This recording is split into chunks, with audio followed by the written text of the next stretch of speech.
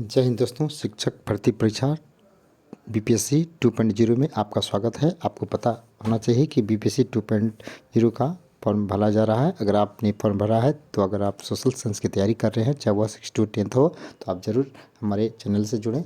इसमें क्या कुछ कहा गया है देखिए। क्वेश्चंस है संसद से संबंधित विभिन्न परीक्षाओं में पूछे गए प्रश्न। जी हाँ दोस्तों, तो पिछले एग्जामिनेशंस में 1.0 में भी संसद से संबंधित जो है एक सवाल पूछा गया था। एक जो है जेंट्स वर्ग में, एक महिला वर्ग में पूछा गया था। चलिए इसमें क्या कुछ लिखा गया है। संसदीय प्रणाली वाली सरकार को किस नाम से जाना जाता है। जी हाँ दोस्तों, आपको पता होना चाहिए भारत में संसदीय शासन प्रणाली और अध्यक्षात्मक दोनों ही शासन प्रणाली की सरकार है। और संसदीय शासन प्रणाली का दूसरा नाम है उत्तरदायी सरकार। इसमें सरकार के तीनों अंग मतलब विधायिका, कार्यपालिका, न्यायपालिका में काफ़ी संबंध होता है। तीनों अपने अपने कार्यों के लिए एक दूसरे के प्रति उत्तरदायी होती है और तीनों मिलजुल करके शासन चलाती है, इसलिए इसे उत्तरदायी या रिस्पॉन्सिबल गवर्नमेंट कहा जाता है। नेक्स्ट क्वेश्चन आपकी स्क्रीन पर। ब्रिटिश संसद ने सामान्य आयोग को किसके पुनरीक्षण के लिए भेजा गया था। आपको पता होना चाहिए 1927 ईस्वी में सर जॉन साइमन एल्सब्रुक की अध्यक्षता में एक सामान्य कमीशन पारित करके भारत भेजा गया था और यह 1928 ईस्वी में भारत आया था। इस कमीशन के सारे सदस्य ब्रिटिश थे, एक भी भारतीय सदस्य को शामिल नहीं किया गया था। सातों सदस्य ब्रिटिश थे, इसलिए भारतीयों ने इसका बहिष्कार किया और इसी बहिष्कार के क्रम में लाला लाजपत राय के सिर में लाठी की चोट आई, जिससे वह गंभीर रूप से घायल हो गए और इसके पश्चात उसकी मृत्यु भी हो गई थी। तो इसमें क्वेश्चन कहा जा रहा है कि ब्रिटिश संसद ने सामान्य आयोग को किसके पुनरीक्षण के लिए भेजा था। तो इस प्रश्न का जवाब होगा द्विशासन की क्रियाकलाप के लिए। जी हाँ दोस्तों, द्विशासन की क्रियाकलाप के लिए ब्रिटिश संसद ने सामान्य आयोग को पुनरीक्षण के लिए भेजा था। नेक्स्ट क्वेश्चन आपके स्क्रीन पर। संसदीय कार्यविधि शून्यकाल किसकी देन है। तो ये भारतवर्ष की देन है।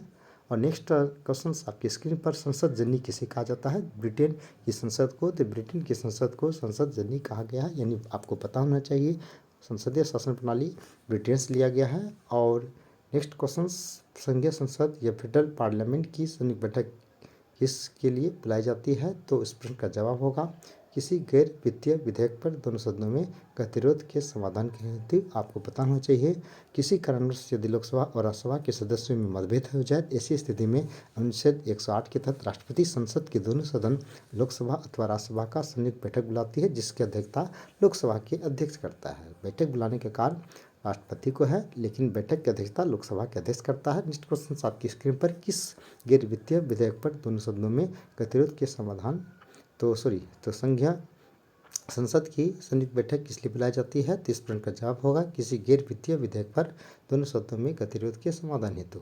किस गैर संसद सदस्य को संसद को संबोधित करने का अधिकार है। तो इस प्रश्न का जवाब होगा भारत के महानवादी।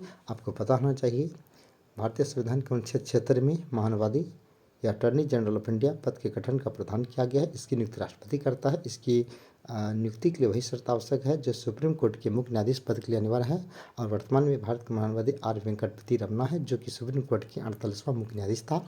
और 49वां न्यायाधीश यू ललित और 50वां जो न्यायाधीश वर्तमान में है वह डीवाई चंद्रचूड़ जी हैं। और भारत में संसद की संयुक्त बैठक की अध्यक्षता कौन करता है। अभी तुरंत मैंने बताया कि संसद की संयुक्त बैठक की अध्यक्षता लोकसभा के अध्यक्ष करता है, जबकि बैठक बुलाने का कार्य राष्ट्रपति करता है और यह अनुच्छेद 108 के तहत होता है।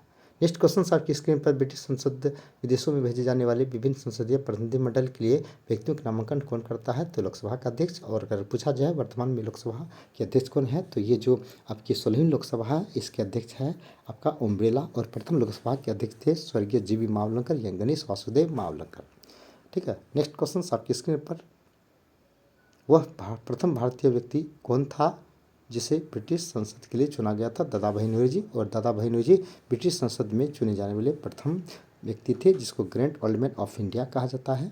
और साथ ही साथ दादा भाई नौरोजी जो थे 1986 ईस्वी के भारतीय राष्ट्रीय कांग्रेस के अधिवेशन की अध्यक्षता किया था। 1906 ईस्वी में उसने स्वराज शब्द की मांग की थी। नेक्स्ट क्वेश्चन आपकी स्क्रीन पर। संसद को भंग करने का अधिकार किसको है। राष्ट्रपति को। आपको पता होना चाहिए अनुच्छेद 108 के तहत राष्ट्रपति संसद अनुच्छेद 108 के तहत राष्ट्रपति संसद को भंग कर सकता है। और संसद जो है ये दो सदन होते हैं, लोकसभा और राज्यसभा। और लोकसभा संसद का प्रथम और निम्न सदन है और लोकसभा के सदस्यों का कार्यकाल जो है 5 वर्ष का होता है। इसमें सदस्य की जो न्यूनतम उम्र है 25 वर्ष होना चाहिए।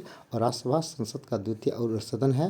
राज्यसभा के सदस्यों का कार्यकाल 6 साल का होता है, जबकि राज्यसभा का अगर कार्यकाल पूछे तो राज्यसभा अस्थायी सदन है जो कभी भंग नहीं होता है। ठीक है, तो राज्यसभा जो है संसद का द्वितीय और उच्च सदन है और राज्यसभा का सभापति भारत का उपराष्ट्रपति होता है। ये थे कुछ महत्वपूर्ण क्वेश्चंस। ये लगभग जो है 7 से 8-10 क्वेश्चन लगभग थे। ये सारे के क्वेश्चंस आपके पॉलिटिकल साइंस या सिविक्स से संबंधित हैं। अगर आप सामाजिक विज्ञान की परीक्षा की तैयारी कर रहे हैं, चाहे वह 6 to 8 हो या 9 to 10 हो, तो ज़रूर आप इस क्वेश्चंस को शुरू से रिवाइज कर लेंगे। और हम अपने चैनल पर इस तरह के क्वेश्चंस करवाते हैं और पूर्ण गारंटी लेते हैं कि इस तरह के ही सवाल एग्जामिनेशंस में बनते हैं। अगर आप किसी भी प्रकार के पब्लिक सर्विस कमीशंस की तैयारी कर रहे हैं तो ये वीडियो आपके लिए बहुत ही इंपॉर्टेंट होने वाले हैं। इसलिए मैं आप लोगों का प्रीशियस टाइम नहीं लेना चाहूँगा, क्योंकि 1 महीने ही आपके पास परीक्षा तैयारी करने के लिए बचे हैं। इसलिए बिना समय गवाए आप अपनी परीक्षा पर ध्यान दें और रिजल्ट को सुनिश्चित करें। Thanks to everyone. Next day फिर हम लोग एक नई वीडियो लेकर के आपके सामने आएंगे। तब तक के लिए धन्यवाद। Have a nice day everyone.